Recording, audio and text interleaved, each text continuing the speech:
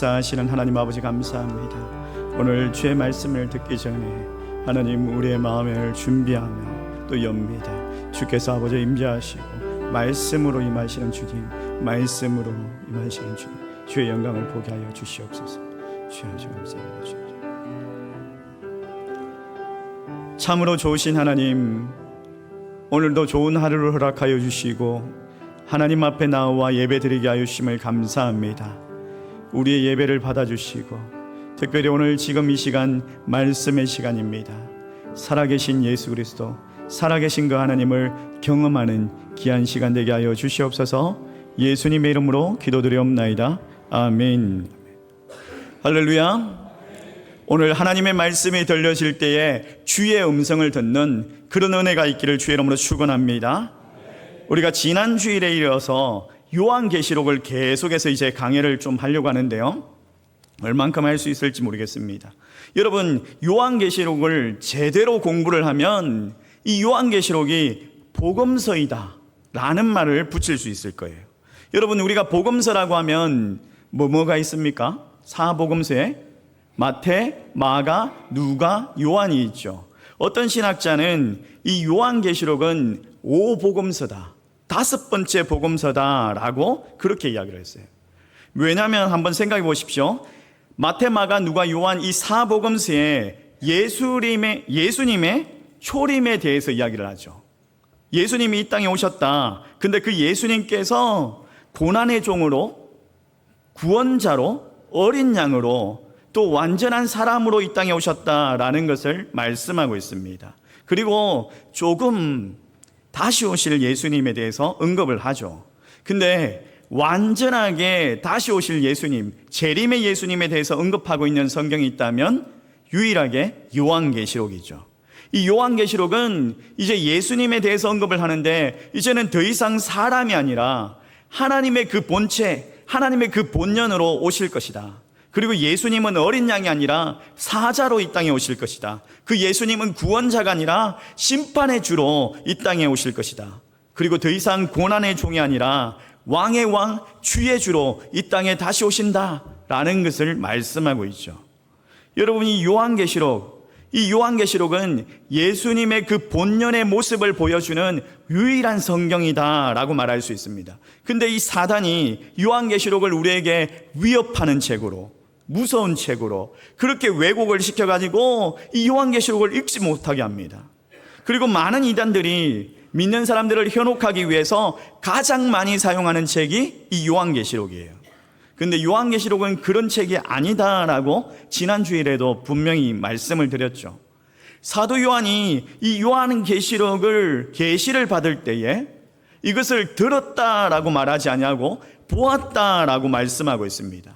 그러니까 그 당시에 박해를 받고 있는 로마 제국에게 압제를 당하고 있는 초대교회 성도들에게, 또 마지막 시대를 살아가고 있는 오늘날 우리들에게 너희들이 믿는 예수 그리스도가 누구신지를 보여주기 위해서 기록한 책이 요한계시록이라는 거예요.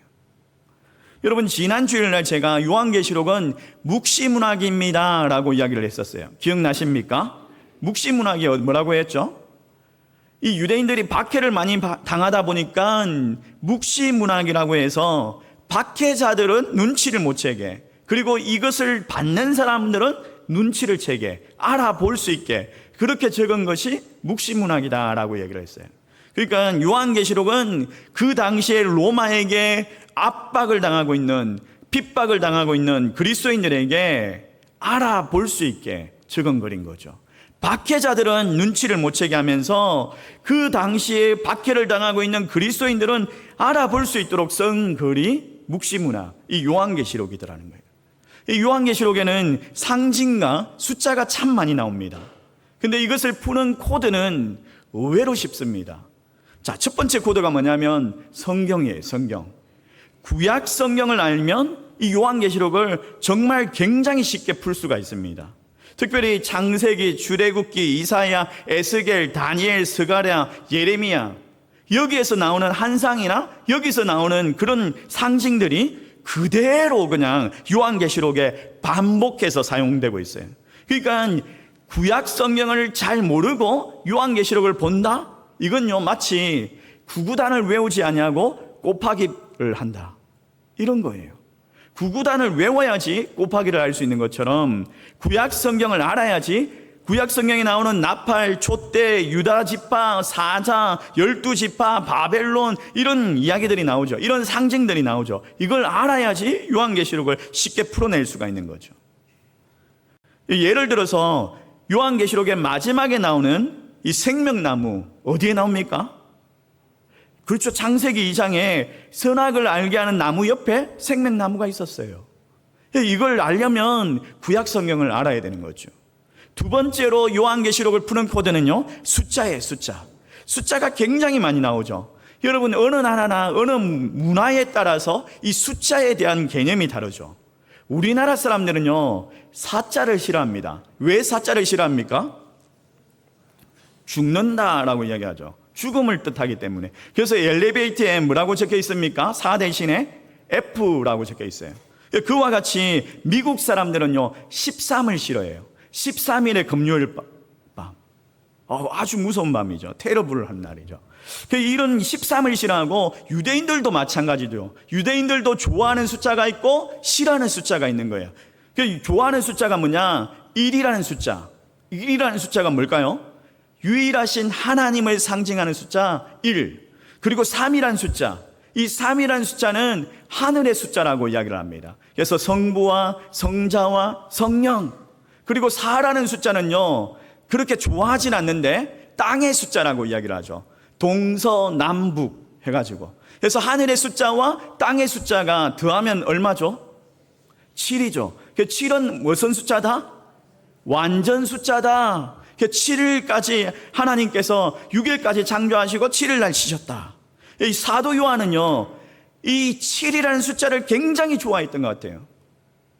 성경은요 그냥 아무 때나 쓰여진 것이 아니거든요. 하나님의 감동으로 정말 정밀하게 하나님의 그 음성을 들으면서 그 정밀하게 견고하게 쓰여진 성경, 짜맞추게 한 게 아니에요. 이 사도 요한은요 이 7이라는 숫자를 굉장히 좋아하는데 요한복음에서 7가지 표적, 또 7가지 선언, 7가지 정인, 이런 것들이 나와요. 그리고 요한계시록에는 7교회, 7촛대, 7별, 7나팔, 7대적, 이러면서 7이라는 숫자를 굉장히 좋아합니다. 완전하다는 말이죠. 완전한 교회, 완전한 촛대, 완전한 별, 이러면서 이런 이야기들이죠. 또 유대인들은 히브리어 알파벳이 있는데 히브리어 알파벳에다가 숫자를 붙여가지고 표기를 합니다. 알렙, 베타, 김메, 달레, 헬, 바브, 자브 다 돼. 요 제가 다 외울 수 있는데 너무 자랑하는 것 같아서 자, 이런 식으로 이제 숫자를 붙여가지고 이렇게 계산을 해요. 이걸 이제 수치로 환산하는 것을 갖다 유대인들은 게마트리아 해석법이라고 이야기를 해요. 게마트리아 해석법. 네로 황제가 네로 시즈라는 단어가 있는데 네로 황제라고 하면 네로 시즈죠. 이걸 히브리어로 변환을 시키면, 그리고 이거 히브리어로 합산을 하면 666이 나오는 거예요. 다윗의 숫자가 14거든요. 다윗을 합산을 하면 14가 나와요. 여러분 14라는 숫자가 어디 나오죠? 마태복음 1장에 나오잖아요. 14, 14, 14, 14 이렇게 세 번이나 나와요. 모르시죠? 그렇다. 자, 그래서 네로라는 이 숫자가 666인 거예요. 그러니까 그 당시에 이 박해자들을 이야기할 때는 666인 거예요. 여러분, 제가 학교 다닐 때 고등학교에 정말 무서운 선생님이 있었어요. 정말 무서운 선생님이에요. 그래서 그 선생님을 우리는요 피바다 이렇게 불렀어요. 피바다. 피 볼 때까지 때린다 이래가지고. 피바다 떴다 이러면은 누가 오는지 알죠? 무슨 말인지 아시겠죠? 피바다 떴다 이러면은 그 선생님인 거예요. 사람들이 666 이러면 뭐예요? 네로, 박해자 이러면서 아는 거예요. 무슨 말인지 아시겠죠? 이런 숫자들이 있는 거예요. 여러분, 또 하나 신천지나 여호와 증인들이 말하는 14만 4천 명이라는 숫자가 그런 숫자가 아니에요. 그들은 14만 4천 명만 구원받는다, 유다 지파 무슨 지파 이러면서 그 숫자만 구원받는다 이렇게 이야기하는데 그게 아니에요. 그런 숫자가 아니에요. 여러분, 이 요한계시록에도 나오고 구약과 신약에도 나오는데, 자, 이스라엘은 몇 지파까지 있었죠? 12지파가 있었죠. 12지파. 그리고 예수님의 제자는 몇 명이에요? 12이에요. 12. 12이에요. 이거 벌써 띄우면 안 되고. 자, 12이에요. 12이에요. 자, 그러면 그래서 요한계시록에 보면 24장로가 나옵니다. 24장로. 보셨어요? 24장로는 완전한 하나님의 백성의 지도자라는 개념을 가지고 있는 거예요. 하나님의 완전한 백성의 지도자다. 이런 개념. 그리고 히브리 문화에서 강조하고 정말 강하게 강조할 때는 숫자를 곱합니다. 곱하는데, 자, 하나님의 백성, 완전한 숫자 하나님의 백성, 이걸 강조하려면 12지파, 12제자를 곱하면 어떻게 돼요? 곱하면 144가 나와요. 144. 그렇죠? 144가 나옵니다. 그리고 히브리 문화에서는 굉장히 많다, 헤아릴 수 없이 많다, 이런 말을 갖다가 할 때는 천이다라고 얘기해요. 여러분, 우리나라의 조선의 왕들에게는 천세 이렇게 돌린 거 아십니까? 천세까지 살라고. 우리가 천세까지 산 사람이 없잖아요. 무두셀라도 969세까지 살았어요. 천세를 못 살았어요. 천세가 굉장히 많은 숫자, 엄청나게 많다는 숫자예요.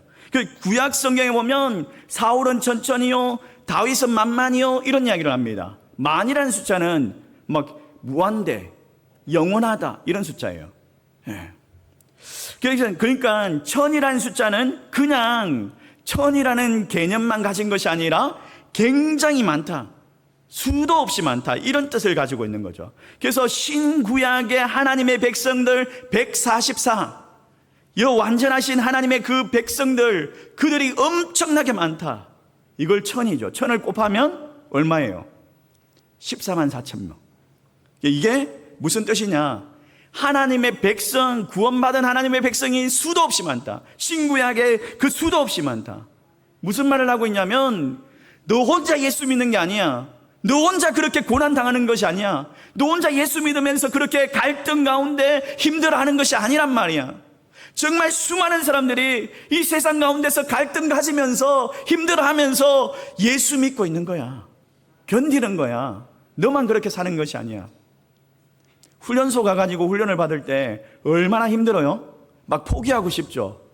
훈련소를 안 가보신 분들이 너무 많네요. 훈련소 가보니까 되게 힘들더라고요. 근데 옆에 저보다 덩치도 작은 친구가 견디고 있어요. 그걸 보면요, 죄도 하고 있는데 내가 못 견뎌? 이러면서 하겠더라고요. 그런 말씀을 하고 있는 거예요, 하나님께서. 여러분, 요한계시록 19장 6절 말씀 우리 같이 한번 읽어볼까요? 같이 읽습니다. 시작. 내가 들으니 허다한 무리의 음성과도 같고 많은 물소리와도 같고 큰 우레소리와도 같은 소리로 이르되 할렐루야, 주 우리 하나님 곧 전능하신 이가 통치하시도다. 자, 여기 보니까 허다한 무리의 음성이다라고 이야기를 하죠. 근데 그 허다한 무리의 음성이 얼마나 많으면 많은 물소리와 같고, 또 뭐라고요? 큰 우레소리와 같다. 엄청나게 큰 우레소리. 큰 우레소리와 같은 소리를 내려면 몇 명이 모여야 될까요? 몇 명이 모여가지고 막 소리를 지르면 큰 우레소리만큼 날까요? 14만 4천 명만 모이면 될까요? 그렇지는 않을 것 같아요. 적어도 뭐 한 200만 명, 300만 명, 뭐 전 인구가 막 다 불러치워서 막 그런 소리가 날까 말까? 그럴 것 같아요, 저는. 막 저 하늘에서 때리려면 그 소리가 여기까지 들리려면 얼마나 크게 했어요. 근데 이 크다한 무리가 큰 소리를 내는데, 우레소리와 같이 내는데 뭐라고 이야기하죠? 할렐루야, 주 우리 하나님 곧 전능하신 이가 통치하시도다. 할렐루야, 주 우리 하나님 곧 전능하신 이가 통치하시도다. 뭐라고요? 이걸 누가 해요? 안 믿는 사람들이 이렇게 말할 수 있어요? 아니죠. 예수 믿는 사람들이, 구원받은 하나님의 백성들이 이렇게 소리를 찬양을 하는데, 그 소리가 우레소리와 같이, 그 소리가 많은 물소리와 같이 엄청나게 크더라는 거예요. 엄청나게 크더라는 거예요. 그게 무슨 말이에요? 허다한 무리, 셀 수 없이 하나님의 백성들이, 구원받은 백성들이 많다. 그러니까 힘을 내라. 너 혼자가 아니야. 잘하고 있어. 견뎌라. 이런 격려의 메시지를 하고 있는 거예요. 여러분, 이 요한계시록은 우습게 하기 위해서, 우리를 협박하기 위해서 만든 책이 아니라는 거예요. 격려하기 위해서, 우리에게, 하나님의 백성들에게 미래를 향한 희망을 바라보게 하기 위해서 기록한 책이 요한계시록이더라는 거예요. 지난 주일날 이어서 우리가 역사적인 상황을 좀 더 살펴봐야 되는데, 이 요한계시록은 AD 81년에 로마 도미티안 황제가 이제 로마의 황제로 등극하게 됩니다. 도미티안이 황제가 되었을 때 로마의 경제 상황이 그렇게 좋지 않았어요. 굉장히 어려웠어요. 이 황제가 되었는데 무슨 일을 할 수가 없는 거예요. 마음대로 할 수가 없는 거예요. 경제가 어려우니까. 그래서 도미티안이 생각하는 것이 뭐냐면, 이 로마의 경제를 번성하기 위해서 로마의 신들의 축복을 받아야 된다. 그래서 신들을 복원하고 신전을 만들려고 합니다. 근데 이때 작은 공동체가 그 일들을 무산시킵니다. 그 공동체가 무슨 공동체냐? 그리스도인들이죠. 그리스도인들. 힘도 없는 그리스도인들이 그 계획을 무산시켜요. 도미티안이 굉장히 자존심이 상하죠. 황제가 되긴 됐는데 이게 초기니까 아직까지 권력을 잡지를 못한 거예요. 자기 뜻대로 할 수가 없는 거예요. 그런 공동체한테 밀려가지고 그렇게 할 수가 없는 거예요. 그리고 한 10년이 지났어요. 12년이 지났어요. 이제 AD 90년, 92년, 이제 어느 정도 이 도미티안이 황제로서의 권력을 잡았습니다. 권위가 있습니다. 자기가 하고 싶은 대로 마음대로 할 수 있는 그런 힘이 있어요. 그래서 로마의 전 지역에 그 로마 그리스 신전을 세웁니다. 그리고 어느 날 그 백성들을 모으고 로마 시민들과 원로원들 앞에서 이런 이야기를 합니다. 사실 내가 거짓말을 했습니다. 내가 원래는 신입니다. 사람이 아닙니다. 이런 이야기를 하죠. 도미티안이 자기 자신을 신격화하면서 성격을 시킨 거죠. 그리고 도미티안의 이름을 바꿉니다. 공식적으로 모든 행정가 모든 곳에 도미티안의 이름을 바꾸는데, 도미티누스 에트 테우스, 우리 주 우리 하나님, 이러면서 공식적인 칭호를 사용하게 합니다. 황제란 말을 사용할 수가 없어요. 도미티안을 만날 때는 우리 주 우리 하나님이시여 이렇게 불러야 되는 거예요. 황제여라고 부르면 죽어요. 공식적인 석상에서. 근데 이게 신기하게도, 이거 띄우면 안 돼요. 잘 띄워주세요. 이게 신기하게도 그 당시에 로마 사람들이, 원로원들이 다 환영하는 거예요. 다 기뻐하는 거예요. 왜냐하면 이 황제들이 죽고 난 다음에 이 황제들을 모두 다 신으로 대우를 했습니다. 우리나라도 그랬죠. 우리나라도 사람이 죽고 나면 산당을 만들고, 왕들이 죽고 나면 산당을 만들고 신처럼 제사를 받들고 그러면서 대우를 했죠. 그와 같이 로마 시민들은 알았어요. 로마 황제가 죽어서 신이 되나 살아있을 때 신이 되나 아무 문제가 없다. 그래서 살아있을 때 신이 되면 신이 다스리는 나라, 이러면서 기뻐하면서 환영했던 거죠. 그리고 서로 도시들이 앞다투어서 경쟁하듯이 그 로마 황제의 신전을 만듭니다. 그게 가장 먼저 만들려고 했던 도시가 스무나, 버가모, 이 도시, 유명한 도시죠. 근데 이것을 반대하는 사람들이 있었어요. 그 사람들이 그리스도인입니다. 도미티안은 신이 아니야, 사람이야, 이러면서 반대하던 사람들이 그리스도인이에요. 이때부터 본격적으로 그리스도인들이 박해가 시작됩니다. 90년, AD 92년, 그리고 96년, 이 도미티안이 죽기까지 도미티안 박해가 시작되는데, 역사상 전무한 엄청나게 끔찍한 박해가 시작돼요. 이 로마 황제가 공식적으로 그리스도인들을 잡아 죽여라 라고 명령을 합니다. 근데 25년 전에 네로 박해 때에 그리스도인들이 박해를 당해봤잖아요. 그때 칸타쿰이라는 지하 동굴을 파놓았거든요. 그래서 그리로 다 숨어 들어갑니다. 지하 동굴이 20층까지, 무려 20층까지 막 얼마나 막 박해를 피해서 도망 다녔더니 삽 한 자루 가지고 20층까지 파놨어요. 20층까지. 그 터키 지역에 가면, 트르키예죠. 트르키예 지역에 갑바도기아라는 곳이 있어요. 그게 있어요. 거기 가면. 그게 가가지고 이제 이 사람들이 숨어요. 근데 숨지 못하고 잡혀온 사람들이 있습니다. 그 로마 군인들이 그들을 잡아와가지고 끔찍하게 그냥 무자비하게 고문을 합니다. 야, 빨리 불어. 그리스도인들이 모이는 비밀스러운 예배 장소가 어디야? 다른 그리스도인들이 어디 살고 있어? 부르란 말이야. 이러면서 끔찍하게 그냥 막 무자비하게 고문을 하는데 한 사람도 불지 않아요. 한 사람도. 고문을 견뎌내죠. 그래서 이 로마 군인들이 고문을 딱 멈춥니다. 멈추고 잡혀온 그 그리스도인들의 자녀들을 저녁 식사에 초대를 해요. 저녁 식사에 초대를 하고 맛있는 음식을 막 먹입니다. 먹이고 돌아갈 때에 저녁에 죽으니까 양틀로 짠, 염소틀로 짠 이 후드티를 갖다가 입혀요. 따뜻하게 가야지 이러면서 부모들 보는 앞에서 그 아이들에게 후드티를 입히고 집으로 돌아가게 합니다. 그동안 뭐 했느냐? 사냥개, 이 사냥개를 한 달 동안 막 굶겨가지고 창으로 막 찔러가지고 이 사냥개가 악에 바치게 막 만들어 놓은 거예요. 그리고 그 부모들이 보는 앞에서 아이들이 돌아가는 길에 풀어버려요. 이 사냥개가 달려가가지고 아이가 죽을 때까지 목을 물어뜯고 찢어 죽이는 거예요. 부모가 그걸 보고 있는 거예요. 이 아이가 죽는 것을 볼 수가 없는 거예요. 견딜 수가 없는 거예요. 그래서 어쩔 수 없이 우리 집 이웃에 그리스도인이 살고 있습니다. 어느 장소에서 우리가 모여서 메시아 예배를 드립니다. 칸타쿰이라는 곳을 그 지하 감옥에 들어가면 길을 찾기 위해서는 익도스라는 표시를 보면 됩니다. 그곳이 입구입니다. 이러면서 이제 불기차 갑니다. 여러분, 익도스라는 이 그림을 보셨습니까? 아까 전에 보여줬던 그림. 이게 물고기 그림이죠. 물고기 그림. 이게 엑스스 크리토스 데우스 소텔러 이런 단어예요. 이게 무슨 말이냐면 하나님의 아들 구원자 예수 그리스도 이런 말이에요. 이게 이제 첫 단어만 따가지고 대문자로 된 첫 단어만 따가지고 익두스 물고기 이런 뜻이거든요.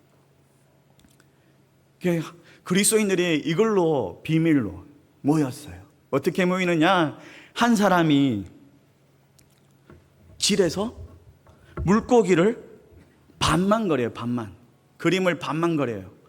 길에서 땅에다가 반만 딱 그리면 지나가는 사람이 그걸 알아보고 같이 앉아가지고 마지막 반을 그리는 거예요. 그러면 당신 예수 믿는 사람이군요. 나도 예수 믿는 사람인데 우리는 한 신앙이에요. 그러면서 그렇게 모여서 같이 예배드리고, 그렇게 모여서 기도하고, 그렇게 모여서 또 물질을 나누고 이렇게 함께 했던 거죠. 근데 이런 배교자들이 생겨나면서, 그 사실들을 부른 배교자들이 생겨나면서 교회가 서로 의심하기 시작하고 깨어지기 시작합니다. 그렇게 잡혀오는 사람들이 많아집니다. 정말 수많은 사람들이 죽어나갑니다. 원형 경기장에 잡혀왔어요. 벌거벗은 채로 서게 되었습니다. 그리고 강제로 그리스 로마 신화를 강제로 연극하게 합니다. 그 그리스 로마 신화 얼마나 성적이고 문란합니까? 근데 그런 수치를 보게 합니다. 벌거벗게 하죠. 그리고 나서 맹수들을 풀어서 맹수들의 밥이 되게, 사자들에게 찢겨줄게, 그렇게 하죠. 여러분, 이 도미티안의 박해가 피할 수 있는 박해였습니까? 피할 수 없는 박해입니까? 예? 피할 수 있을까요? 피할 수 없을까요? 말씀을 해보세요. 피할 수 있다, 없다. 피할 수 있는 박해죠. 딱 한마디만 하면 돼요. 나는 예수 몰라. 예수 그 자식이 누구야? 내가 왜 예수 때문에 죽어? 예수가 뭔데 왜 내 자녀가 예수 때문에 죽어야 돼? 이 딱 한마디만 하면 피할 수 있습니다. 수많은 사람들이 그냥 고난을 당할 수가 없어서, 고문을 참을 수가 없어가지고, 자녀가 죽는 것을 볼 수가 없어가지고 어쩔 수 없이 배교하는 사람들이 많아집니다. 근데 로마 군인들이 바보가 아니잖아요. 배교를 했다라고 해서 진짜 배교인지 가짜 배교인지 이걸 점검을 해야 되잖아요. 그래서 원형 경기장에 제일 앞자리에 배교한 그 그리스도인들을 제일 앞자리에 앉힙니다. 제일 앞자리에 앉혀요. 원형 경기장이 뭐 하는 곳이죠? 잡혀온 그리스도인들, 예수님을 부인하지 않는 그리스도인들을 잡아가지고 고문하는 자리, 벌거벗은 채로 막 수치를 당하게 하고 맹수들의 밥이 되게 하고 그런 곳이죠. 이 그리스도인들이, 로마 시민들이 막 다 일어나가지고 죽여라 이러면서 환호하고 있는데, 그리스도인들이 그 자리에 앉아가지고 막 울고 있으면 어떻게 될까요? 로마 군인들이 지켜보고 있어요. 살고 싶으면 일어나서 소리를 질러야 됩니다. 근데 저기에 잡혀온 아이가 보니까 내가 지난 주일날 가르쳤던 주일학교 학생이네. 저기 계신 분은 보니까 나를 전도하셨던 분이네. 갈등이 느껴집니다. 이 생명이 뭐라고? 내가 이렇게 구차하게 살아야 되는가? 하나님, 난 너무 억울합니다. 내가 무슨 죄를 지었습니까? 도미티아는 신이 아니기 때문에 신이 아니라고 했을 뿐입니다. 사람이기 때문에 그렇게 말했을 뿐입니다. 근데 아무리 기도해도 응답이 없습니다. 이렇게 신앙생활하는 게 맞는가? 여러분, 신앙생활 할 때 가장 힘든 순간이 언제입니까? 하나님 침묵하실 때죠. 하나님 왜 응답하지 않습니까? 하나님 살아계신다고 말씀하면서 왜 내 기도에 응답하지 않습니까? 이렇게 수많은 울부짖음 가운데도 응답이 없습니다. 내가 이렇게 죽는 것이 맞습니까? 도대체 예수님이 누구신데 이렇게까지 내가 예수를 믿어야 합니까? 이런 갈등 가운데 있을 때에 사도 바울이 밤모섬에서 하나님의 계시를 받게 되죠. 그리고 사도 바울과 핍박당하고 있는 이 교회들에게 너희들이 믿는 예수 그리스도, 너희들이 믿는 예수 그리스도, 그가 누군지 내가 보여주겠다. 그가 누군지 내가 보여주겠다. 그렇게 기록한 책이 요한계시록인 거예요. 이 요한계시록에는 그분은 하나님의 영광과 존귀와 정말 지존하신 분이시다, 이것을 가득하게 담고 있는 책이에요. 여러분, 요한계시록에 666, 14만 4천 명, 바다에서 올라온 내 짐승, 용들, 이런 것 몰라도 됩니다. 아무 상관없어요. 이거에서, 이 요한계시록에서 내가 믿는 예수 그리스도가 누구냐, 이것만 발견하면 되는 거예요. 이것만 알면 되는 거예요.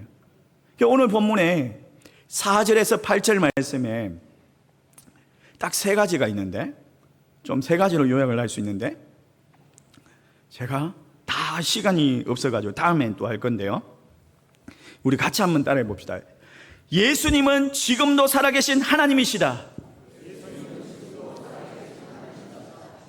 예수님은 처음과 끝이신 하나님이시다.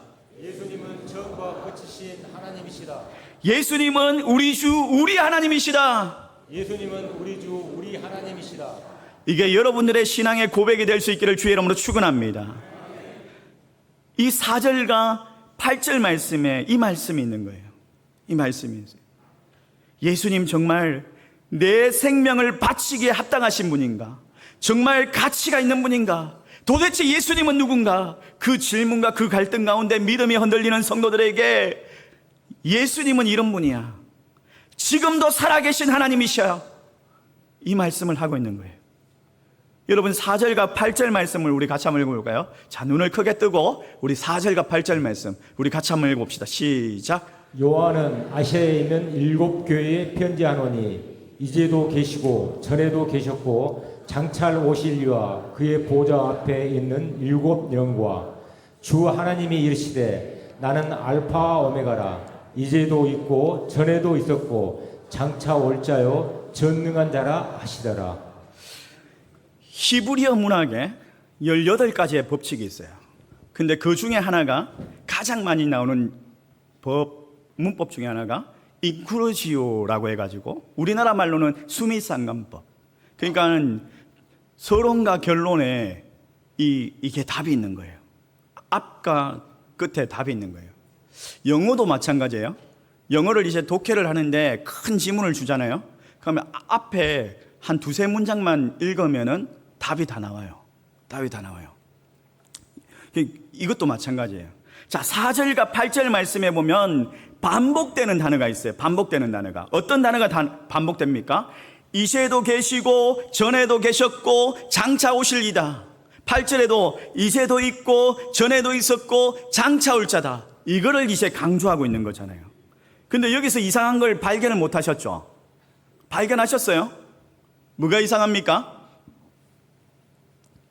자, 여기 보시면 요한계시록 4장 8절 말씀에 원형이 나오는데, 요걸 한번 읽어보면 이제 발견할 수 있어요. 같이 한번 읽어봅시다. 시작. 거룩하다 거룩하다 거룩하다 주 하나님 곧 전능하신 이여 전에도 계셨고 이제도 계시고 장차 오실 이시라 하고. 자, 여기는 뭐라고 이야기하죠? 전에도 계셨고 이제도 계셨고 장차 오실 이라. 뭐예요? 과거, 현재, 미래를 이야기하고 있어요.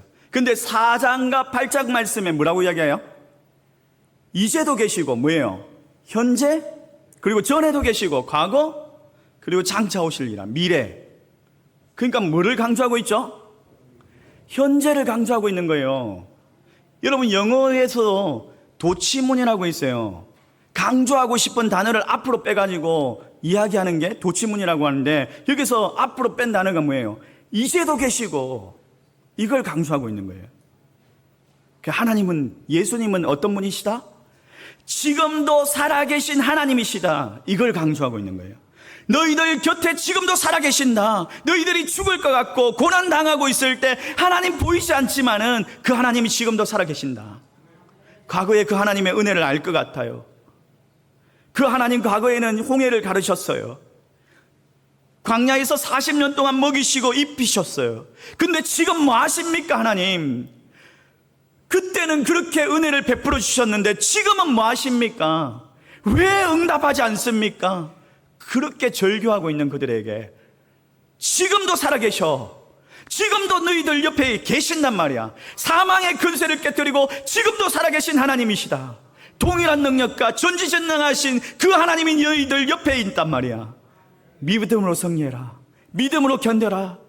이런 응원들을 하고 있는 메시지인 거예요. 오늘도 살아계신 하나님, 그 예수 그리스도를 바라보면서 믿음으로 승리하는 저와 여러분 되시기를 주의 이름으로 축원합니다. 우리 말씀을 생각하면서 함께 찬양하기를 원하는데요.